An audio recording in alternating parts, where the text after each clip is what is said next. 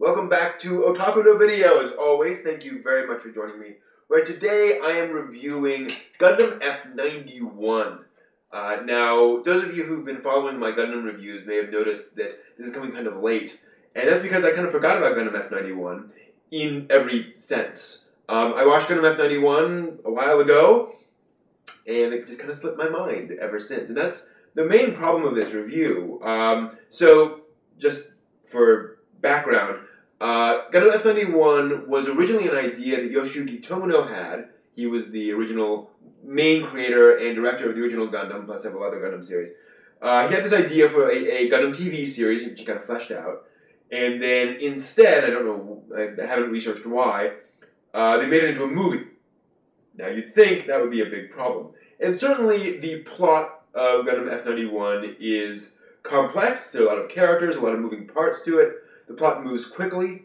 I found it certainly comprehensible, though. I, followed it all the way through. It was not a mess. There was just a lot going on. Kind of like a lot of Asian films. If you've seen a lot of live-action Asian films, they tend to have a lot of characters, a lot of plot lines and things like that, but you're not really meant to go deep into a specific element of it. You're supposed to kind of sit back and let it all wash over you. And that was certainly my experience with Gundam F91. And unfortunately, all the elements of it are effective, but really unremarkable. I mean, the plot, again, moves forward. The artwork and the animation, movie quality, certainly for the time. Lovely, but it's sunrise. The animation is, again, effective, but it's not ridiculously flashy, although the mecha certainly looks cool. Music, certainly effective. Characters, certainly effective, but completely unremarkable. I don't remember any of them except for the main character's little sister. And not to get lolicon on you here or anything, but I really appreciated the fact that the little sister catches a nice balance between being a fleshed out personality while still definitely being a child, where she's not, I mean, a lot of these stories they make these characters basically a full adult woman just kind of shrunk down to the body of a girl in terms of personality and so forth. Or they make these girls sort of one-note things, sort of bundles of screams. And, this character really manages a nice balance where she can be serious, she makes some, important statements at times, and she certainly has views on things, but she is a child. She's still a developing person. And I was just very impressed by that. So, good stuff. And again, they don't get fetishy or creepy about it. And unfortunately, in terms of the overall plot and setup, F91 does suffer from universal century kind of war disease, or a never-ending war disease, where it seems like every 10 years in universal century there's another giant war. And unfortunately, it's hard to believe that there's kind of like a world war every, generation or so. And I know folks are going to comment and say that that's not exactly accurate. No, this series happens. I know. But there are a lot of these big fights in Universal Century, and it just seems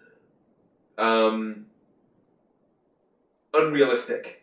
Especially considering, our actual history and the fact that war tends to change a lot, quite a lot, and you have wars in of different types. You'll have things like World War I and World War II, then you'll have things like Korea and Vietnam, which are just different kinds of conflicts. And now you have things like, conflicts in the Middle East. The nature of combat changes, and Universal Centuries very much focus on a particular kind of combat. It just seems unrealistic to have these huge conflicts and all these mobile suits get destroyed, and they all get rebuilt, in a very short amount of time. So you're not really buying it.